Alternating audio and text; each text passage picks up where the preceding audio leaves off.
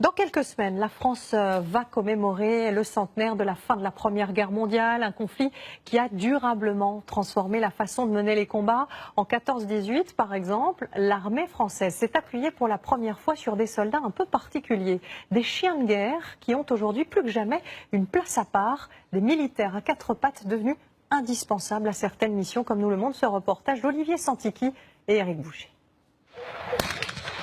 Ils partent faire la guerre à l'étranger, gardent les bases, les dépôts de munitions. Ils sécurisent les grandes conférences internationales.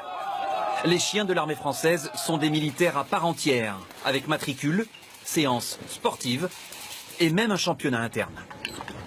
Les épreuves, le stoïcisme, malgré le vacarme des balles à blanc.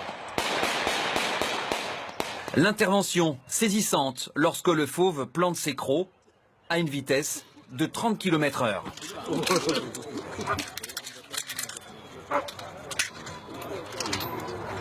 Il y a aussi le franchissement.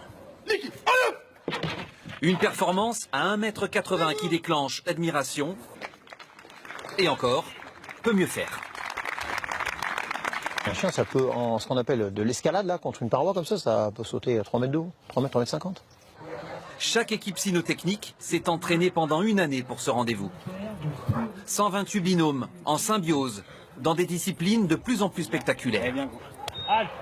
La frappe, 30 à 40 kg de force brute en pleine poitrine. Pour l'homme, le souffle coupé et un hématome, malgré la tenue de protection. Mais le plus impressionnant reste sans doute l'obéissance de l'animal. Capable au dernier moment d'annuler une charge prometteuse ou de renoncer à 5 cm du but à une morsure appétissante. La position de base elle est bonne. 14 points, moins 14. Moins 14 pour 30. À Suippes, dans la Marne, le 132e bataillon cynophile de l'armée de terre est le plus grand chenil d'Europe. Il renouvelle et forme les 2000 chiens des forces armées, des bergers belges malinois pour l'essentiel. Réceptifs, agiles, résistants, des centaines d'heures d'entraînement basées sur le jeu, un seul maître pour un lien indéfectible et zéro brimade. C'est la martothérapie, c'est ça, c'est un entraînement régulier et continu. Mais le chien, au bout d'un moment, il y aura un réflexe conditionné qui va se créer, on va contrôler un petit peu sa nature. L'entraînement leur tire quand même dessus. Ils sont plus que ravis de se retrouver en famille avec des enfants, d'avoir encore plus d'attention, de caresses. Et ils s'y font très rapidement, comme vous pouvez le voir. Hein. Ils s'adaptent très vite. C'est des amours, bien sûr. La complicité est telle qu'à leur retraite, à 8 ans, ils sont tous adoptés par une famille de militaires. Mais d'abord, ils auront été déployés en opération extérieure. Pour leur talent à déceler une présence ennemie dans un bâtiment, leur effet dissuasif sur des agresseurs, ou leur capacité à détecter les explosifs.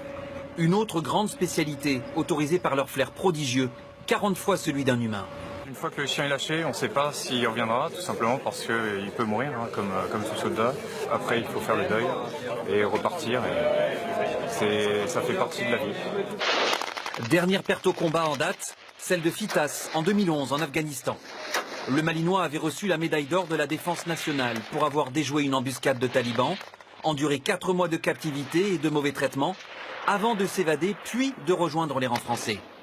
Fitas était mort 2 mois plus tard, des suites de ses blessures.